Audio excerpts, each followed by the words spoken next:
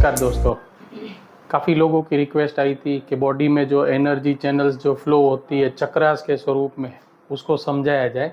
Specially kundalini शक्ति जानने में काफ़ी लोगों को उत्सुकता थी, तो आज ये वीडियो हमने बनाया है स्पेशली हमारे 7 चक्रों के अंदर एनर्जी फ्लोज के ऊपर।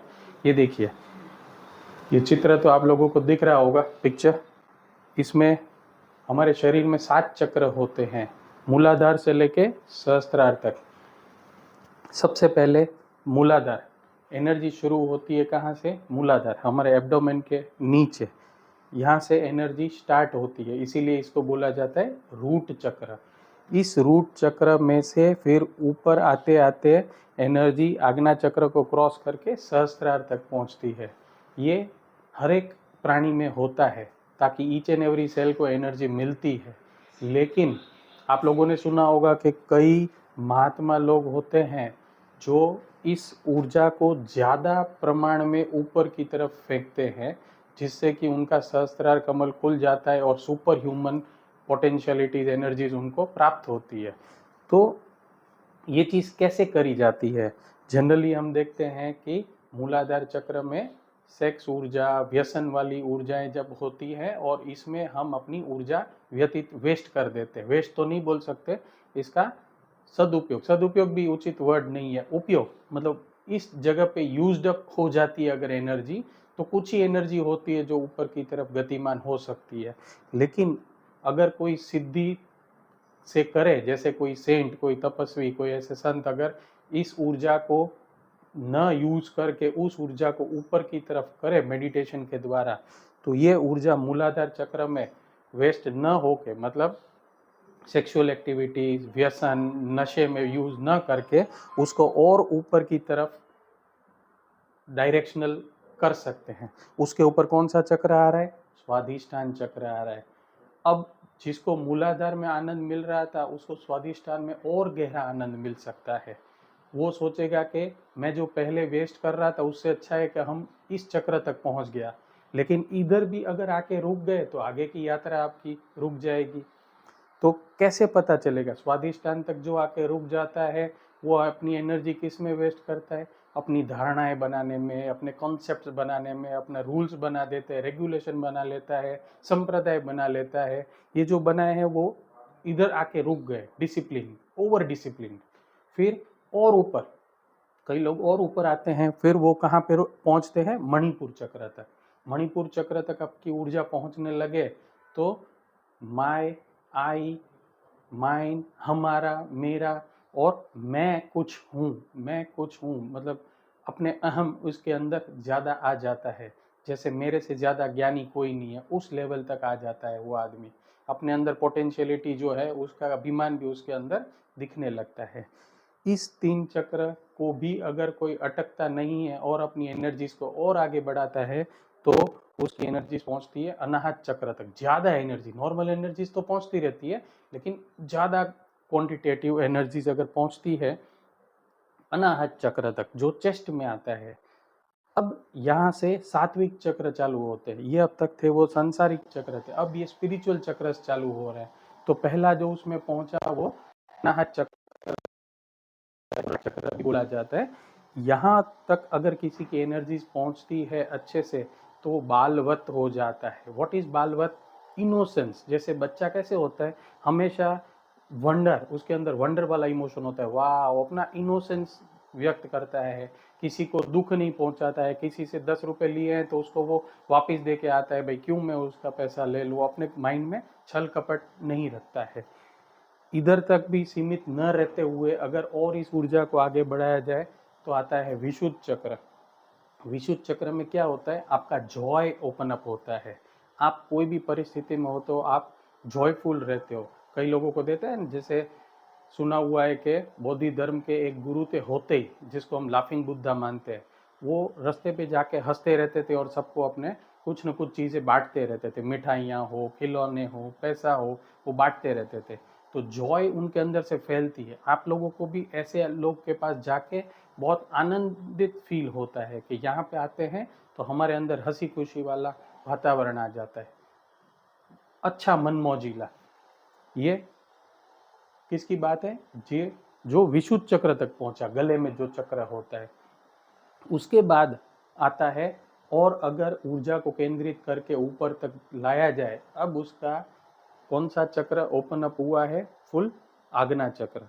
आज्ञा चक्र मतलब उसके अंदर सेटिस्फेक्शन, हैप्पीनेस, जॉय, कंटेंट, अपने लिए कंटेंट एंड कंपैशन, मतलब लोगों को मैं हेल्प करूं, लोगों के लिए, वो बोल के अपने आप को नहीं, शांत रह के अपने आप को व्यक्त करेगा, लेकिन उसके अंदर जो ज्ञान भी टॉप मोस्ट लेवल पे रहेगा, अभिमान भी बिल्कुल नहीं रहेगा, सारी चीज़ों को उसको पढ़ने की ज़रूरत नहीं पड़ेगी, लेकिन सारी चीज़ों को अपने एनालिसिस से वो ग्रहण करेगा, और लोगों को समझाने में भी, हेल्प करने में भी वो सबसे आगे रहेगा। ये आज्ञा चक्र तक। और फिर अगर और ऊपर लिया जाए, फिर उसका ये 6 के 6 चक्र में से जाके अब ओपन अप होता है उसका सहस्त्रार चक्र। सहस्त्रार चक्र मतलब 1000 पंखड़ियों वाला कमल खिल जाएगा। उससे खाली ये ऊर्जा अपने तक सीमित नहीं रहेगी, लेकिन ब्रह्मांड तक भी वो वाइब्रेशंस जाएगी। ठीक है, फूल जब खिला तो खिला, तो उसकी जो फ्रेग्रेंस है वो सब जगह पे फैलती है, उसको एफर्ट नहीं करना पड़ेगा। अब आपके अंदर से सेवा, आपके अंदर से हेल्प अपने आप बाहर निकलेगी। कई लोग हमने देखा है कि एनजीओ चलाते हैं, सेवाभावी बनने का एफर्ट लगाते हैं, ये एफर्ट कृत्रिम होता है, आर्टिफिशियल होता है। लेकिन जो लोग ये ऊर्जा इधर तक गई, सहस्त्रा चक्र खुल गया, तो उसकी फ्रेग्रेंस अपने आप फैलेगी, सब लोग अपने आप अट्रैक्ट होंगे उसके प्रति, और अपने आप इसको जो चाहिए वो तो अपने आप वाइब्रेशंस के थ्रू अट्रैक्ट होगा और उसे मिल जाएगा। यही एनर्जी जो 7 चक्र में से 6 चक्र में से पास होकर सहस्त्रा कमल को ओपन करती है, बोला जाता है कुंडलिनी शक्ति इसकी जागृत हो चुकी है। अब इसको नेचर के साथ वार्तालाप करने की जो लैंग्वेज है वो इसको आ गई। He can ask nature anything and nature is bound to reply. ये है कुंडलिनी शक्ति जिस तरह से फ्लो होती है। आपको मैंने एक एक चक्र तक पहुंच के उसके जो लक्षण उसको प्राप्त होंगे, जो लक्षण उसमें से दिखेंगे, उसमें से कुछ कुछ झलकियां मैंने बताई, ज़्यादा डिटेल में तो, और जब तक आप अनुभव नहीं करोगे आपको पता नहीं चलेगा। लेकिन अब वैलेंटाइंस का मौका भी है, तो एक और चीज़ भी मैं आपको बताना चाहता हूँ। हार्ट चक्र सेंटर में है, देखो चेस्ट वाला जो अनाहत चक्र है, ये चक्र कहाँ पे है? सेंटर में। इसके ऊपर 3 चक्र, इसके नीचे 3 चक्र, ठीक है ना। अब देखो नेचर की गरिमा देखो, अचानक से हार्ट ब्रेकिंग, हम जो बोलते हैं ना मेरा हार्ट ब्रेक हो गया, हार्ट ब्रेकिंग इंसिडेंट्स होते हैं कि नहीं? किसी ने दगा दिया, चाहे वो वाइफ है, हस्बैंड है, दोस्त है, पार्टनर है, पेरेंट्स है, बच्चे हैं, कुछ भी है, तो हार्ट ब्रेकिंग, हार्ट एक ग्रंथि होती है। हार्ट ब्रेकिंग मतलब वो हार्ट ऑर्गन की बात नहीं कर रहे हैं, हार्ट चक्र की बात कर रहे हैं। ये चक्र ब्रेक होता है, ऊपर की ऊर्जाएं ऊपर चली जाएंगी, नीचे की ऊर्जाएं नीचे चली जाएंगी। ये जो ऊपर वाले चक्र हैं वो स्पिरिचुअल चक्र, नीचे वाले संसारिक चक्र, जिसको बोला जाता है ऊपर वाले राम, नीचे वाले काम।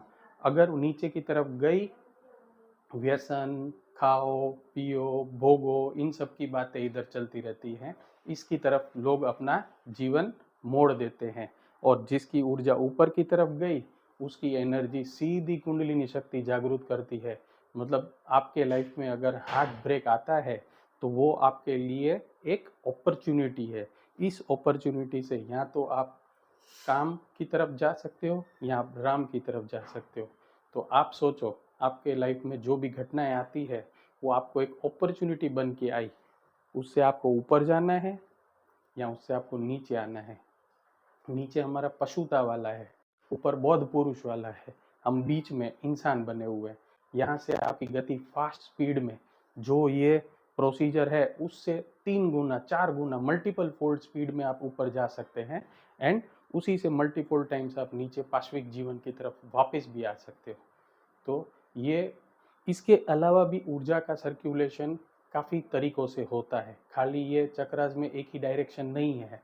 लेकिन वो सब किसके लिए हैं? जो थेरेपिस्ट होते हैं, स्पेशली सुजोग थेरेपिस्ट जो होते हैं, योगाचारी जो होते हैं, उनके लिए होता है, जो डायफ्राम से चालू करके पहले अनाहत चक्र, फिर मणिपुर, फिर विशुद्ध, फिर स्वादिष्ठान, फिर आज्ञा और फिर मूलाधार तक जाती है। ये स्पाइरल सर्कुलेशन अलग होता है, लेकिन हमें वो सब सीखने की आवश्यकता नहीं है।